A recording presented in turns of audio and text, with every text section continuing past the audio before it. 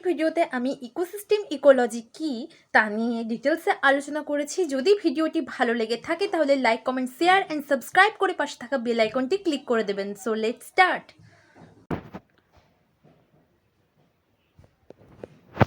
প্রথমে দেখে নেব ইকোলজি কি, মানে ইকোলজি কাকে বলে। ইকোলজি হচ্ছে এমন একটা জিনিস বা ইকোলজিকে আমরা একটা স্টাডি বলতে পারি, যেটা হচ্ছে আমাদের লিভিং অর্গানিজমসের সাথে আমাদের এনভায়রনমেন্টের, আমাদের পারিপার্শ্বিকের যে একটা সম্পর্ক, সেটাকে আমরা এক কথায় ইকোলজি বলি। তাহলে ecology is the study of relationships between living organisms and their environments. মানে লিভিং অর্গানিজমস মানে জীবজন্তু যারা আছে তাদের সাথে একটা তাদের পরিবেশের যে সম্পর্ক সাধন, সেটাই হচ্ছে ইকোলজি। এই ইকোলজি, এই টার্মটা প্রথম জার্মান বায়োলজিস্ট আর্নেস্ট হেকেল প্রথম কয়েন্ট করেছিলেন, যেটা হচ্ছে একটা গ্রিক শব্দ থেকে এসছে। এই ইকোলজি কথাটা একটা গ্রিক শব্দ থেকে এসছে, যেখানে ওইকোজ মিনিং হলো হাউস অর ডুয়েলিং প্লেস এবং লোগোস কথার অর্থ হলো স্টাডি।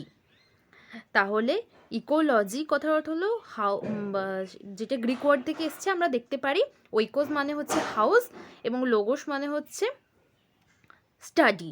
তার মানে হচ্ছে যে আমরা কোথায় বসবাস করছি এবং আমরা যেখানে বসবাস করছি তার সারাউন্ডিং যে এনভায়রনমেন্ট আছে, তার মধ্যে যে সম্পর্ক, সেটাকে আমরা বলছি ইকোলজি। তো এখানে ছবিতে দেখানো হয়েছে যে অর্গানিজমস কিভাবে ফিজিক্যাল এনভায়রনমেন্টের সঙ্গে ইন্টারাক্ট করছে। সেই সমস্ত ফিজিক্যাল এনভায়রনমেন্ট হচ্ছে 3 রকমের: অ্যাটমসফিয়ার, লিথোস্ফিয়ার এবং হাইড্রোস্ফিয়ার। এবার দেখে নেব ইকোসিস্টেম কি। ইকোলজির একটা বড় পার্ট হচ্ছে, সেটা হচ্ছে ইকোসিস্টেম। ইকোসিস্টেমকে আমরা একটা ওপেন সিস্টেম বলতে পারি। ইকোসিস্টেম মানে হচ্ছে আমাদের পৃথিবীতে বিভিন্ন রকমের ইকোসিস্টেম দেখা যায়। সেটা হচ্ছে, আমরা যদি উদাহরণস্বরূপ বলি, একটা অ্যাকোয়াটিক ইকোসিস্টেম মানে হচ্ছে জলের মধ্যে যে সমস্ত জীবেরা বসবাস করছে তাদের একটা পরিবেশ আলাদা, তাদের ইকোসিস্টেম আলাদা। আবার যে সমস্ত জীব স্থলে বসবাস করছে তাদের একটা পরিবেশ আলাদা, তাদের একটা ইকোসিস্টেম আলাদা। ইকোসিস্টেম মানেটাই হলো তাই যে যেখানে বসবাস করবে, জীবজন্তুরা যেখানে বসবাস করবে এবং তার সারাউন্ডিং এনভায়রনমেন্টটা কেমন, সেটাকেই বলছে ইকোসিস্টেম। তাহলে এই ইকোসিস্টেম, এই যে টার্মটা প্রথম ইউজ করেছিলেন এজি ট্যান্সলে 1935-এ। এই ইকোসিস্টেমকে অনেক সময় আমরা বায়োকোনোসিস অর মাইক্রোকোজম অর বায়োজিওকোনোসিসও আমরা বলতে পারি। এছাড়াও এটাকে ইকোকোজম অর বায়োসিস্টেম নামেও কিন্তু পরিচিত। এবার টাইপস অফ ইকোসিস্টেম আমরা দেখে নেব। বিভিন্ন রকম অরিজিন আর উৎপত্তির বেসিসে ইকোসিস্টেমকে প্রধানত 2 ভাগে ভাগ করা যাচ্ছে। একটা হচ্ছে ন্যাচারাল ইকোসিস্টেম এবং আরেকটা হচ্ছে আর্টিফিশিয়াল ইকোসিস্টেম। ন্যাচারাল ইকোসিস্টেম মানে যেগুলো নিজে থেকেই তৈরি হয়েছে, প্রাকৃতিক কারণে তৈরি হয়েছে, সেইটা হচ্ছে ন্যাচারাল ইকোসিস্টেম। আমি একটু আগেই বললাম সেটা হচ্ছে টেরেস্ট্রিয়াল ইকোসিস্টেম এবং অ্যাকোয়াটিক ইকোসিস্টেমের কথা। টেরেস্ট্রিয়াল অর্থাৎ হচ্ছে স্থলভাগ যেগুলো, সেটা হচ্ছে ফরেস্ট, ডেজার্ট, গ্রাসল্যান্ড এটসেট্রা। এবং অ্যাকোয়াটিক ইকোসিস্টেম মানে জলে, অ্যাকোয়াটিক মানে হচ্ছে জল, সেই সমস্ত কি একটা pond ecosystem, lake ecosystem, river ecosystem, এই সমস্তগুলো। এবার আর্টিফিশিয়াল ইকোসিস্টেম বা কৃত্রিমভাবে যেগুলো তৈরি হয়েছে, মানে ম্যানমেড যেগুলো হয়, সেটা হচ্ছে একটা ক্রপল্যান্ডস আমরা বলতে পারি, টাউনশিপ, এই সমস্তগুলো। ক্রপল্যান্ডস বলতে এই যে ধানের জমি, গম জমি, এই যে বিভিন্ন সবজি টবজি আমরা লাগাই, যে সমস্ত জমিগুলো আছে এগুলো তো মানুষ লাগাচ্ছে, মানুষ তৈরি করছে, এটাই হচ্ছে ক্রপল্যান্ডসগুলো। সেইটাই হচ্ছে আর্টিফিশিয়াল ইকোসিস্টেম, মানে মানুষ যেগুলো তৈরি করছে। একটা টাউনশিপ, একটা শহর গড়ে উঠছে, যে সমস্ত ঘরবাড়ি বানাচ্ছে এগুলোও কিন্তু মানুষ তৈরি করছে। তাহলে টোটাল 2 রকমের ইকোসিস্টেম আমরা পেলাম, ন্যাচারাল ইকোসিস্টেম এবং আর্টিফিশিয়াল ইকোসিস্টেম। এবং ন্যাচারাল ইকোসিস্টেমকে 2 ভাগে ভাগ করা যায়, টেরেস্ট্রিয়াল ইকোসিস্টেম এবং অ্যাকোয়াটিক ইকোসিস্টেম। এবার আমরা দেখে নেব যে কি কি কম্পোনেন্টস পাওয়া যাচ্ছে, মানে কি কি থাকছে একটা ইকোসিস্টেমের মধ্যে, সেটা আমরা দেখে নেব।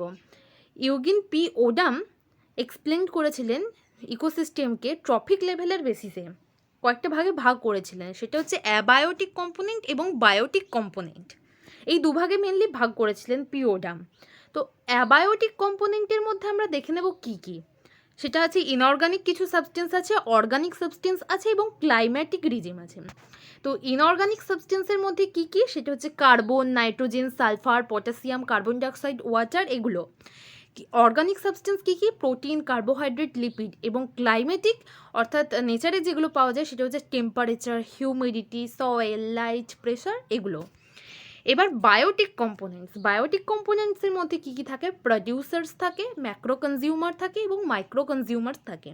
প্রডিউসার্স বা যারা উৎপাদক তাদেরকে আমরা অটোট্রফিক বলি। অটোট্রফিক কেন বলি, কারণ তারা নিজেরা নিজেদের খাবার তৈরি করতে পারছে। মানে প্ল্যান্টস, গ্রিন প্ল্যান্টস, আমরা জানি যে উদ্ভিদ সালোক সংশ্লেষের মাধ্যমে নিজেরা নিজেদের খাবার তৈরি করতে পারে। এছাড়াও কিছু ফটোসিনথেটিক ব্যাকটেরিয়া আছে যারা হচ্ছে অটোট্রপস, মানে তারা হচ্ছে নিজেরা নিজেদের খাবার তৈরি করতে পারছে। এবার ম্যাক্রো কনজিউমার হচ্ছে যারা প্ল্যান্টকে খাচ্ছে, মানে উদ্ভিদকে খাই আমরা, তাহলে অ্যানিমেলস এবং নন গ্রিন কিছু প্ল্যান্টস আছে, তাদেরকে বলছে হেটেরোট্রপস, মানে হচ্ছে তারা অপরের উপর নির্ভরশীল, মানে উদ্ভিদকে খেয়ে আমরা বাঁচছি অ্যানিমেলসরা, তাহলে তাদেরকে বলছে ম্যাক্রো কনজিউমার্স। আবার এই ম্যাক্রো কনজিউমাররা মারা গেল, ম্যাক্রো কনজিউমার্সদের যে ডেড বডিগুলো তাদের উপর কিছু ডিকম্পোজার্স থাকবে, মানে হচ্ছে কিছু ব্যাকটেরিয়া, ফাঞ্জি, তারা আবার ওই ম্যাক্রো কনজিউমার থেকে খাবার গ্রহণ করবে, তো তাদেরকে বলছে ডিকম্পোজার্স। তাহলে 3 রকমের বায়োটিক কম্পোনেন্টস আমরা দেখতে পাই, সেটা হচ্ছে অটোট্রপস, হেটেরোট্রপস এবং ডিকম্পোজার্স। অটোট্রপস হচ্ছে প্রডিউসার, অটোমেটিকলি, মানে তারা নিজেরা নিজেদের খাবার তৈরি করছে, সেই জন্য তাদেরকে অটোট্রপস বলছে। ম্যাক্রো কনজিউমার্স মানে হচ্ছে হেটেরোট্রপসরা এবং মাইক্রো কনজিউমার্স হচ্ছে ডিকম্পোজার্সরা। এবার কম্পোনেন্টসগুলো এখানে ডিটেলস ডিসক্রাইব করা আছে। এখানে অ্যাবায়োটিক কম্পোনেন্টসের মধ্যে আমরা দেখলাম টেম্পারেচার একটা মেইন ফ্যাক্টর, ওয়াটার। এবার টেম্পারেচারটা কেন মেইন ফ্যাক্টর আমি বলি, যে আমাদের বেঁচে থাকার জন্য, জীবদের বেঁচে থাকার জন্য টেম্পারেচার একটা গুরুত্বপূর্ণ ভূমিকা পালন করছে, সেরকম ওয়াটারও একটা ইম্পর্টেন্ট ফ্যাক্টর একটা লিভিং প্রসেস বেঁচে থাকার জন্য। তাহলে এই আবার ওয়াটারের অ্যাভেলেবিলিটির ওপর কিছু প্ল্যান্টস জন্মায়, মানে ওয়াটার কেমন থাকবে তার বেসিসে বিভিন্ন রকমের প্ল্যান্টস পাওয়া যায়, সেটা হচ্ছে হাইড্রোফাইটস, মেসোফাইটস এবং জেরোফাইটস, এই 3 রকমের উদ্ভিদ পাওয়া যায় মেনলি। এবার লাইটও একটা জীবন ধারণের জন্য একটা গুরুত্বপূর্ণ ফ্যাক্টর। সয়েল কি, সয়েলও হচ্ছে একটা আমাদের আর্থের ওপর যে সারফেসটা সেটাকে আমরা সয়েল বলছি। এবার তার মধ্যে কিছু মিনারেল ম্যাটার্স থাকে এবং অর্গানিক ম্যাটার থাকে এবং কিছু মাইক্রো অর্গানিজমস থাকে সয়েলের মধ্যে। মিনারেল ম্যাটার্স কি, স্যান্ড, স্লেট, ক্লে, এই সমস্তগুলো থাকছে। অর্গানিক ম্যাটার হিসেবে হিউমাস থাকছে এবং মাইক্রো অর্গানিজমস হিসেবে ব্যাকটেরিয়া, ফাঞ্জি, এরা সমস্ত কিছু থাকছে। বায়োটিক কম্পোনেন্টস হিসেবে থাকছে কিছু অটোট্রপসরা, হেটেরোট্রপসরা এবং ডিকম্পোজার্সরা।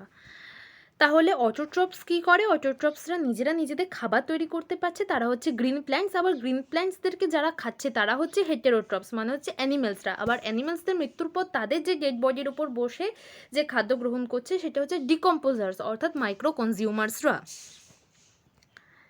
এবার কনজিউমার আবার 3 রকমের হয়, সেটা হচ্ছে primary consumer, secondary consumer, tertiary consumer.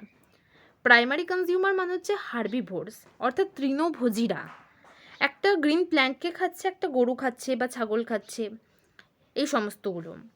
তো তারা হচ্ছে হার্বিভোরস, প্রাইমারি কনজিউমার, মানে প্রডিউসার্সকে খাচ্ছে প্রাইমারি কনজিউমাররা। আবার প্রাইমারি কনজিউমারকে খাচ্ছে সেকেন্ডারি কনজিউমাররা। আবার সেকেন্ডারি কনজিউমারদেরকে খাচ্ছে টার্সিয়ারি কনজিউমাররা, সেটা হচ্ছে টপ কার্নিভোরস আমরা যাদেরকে বলি।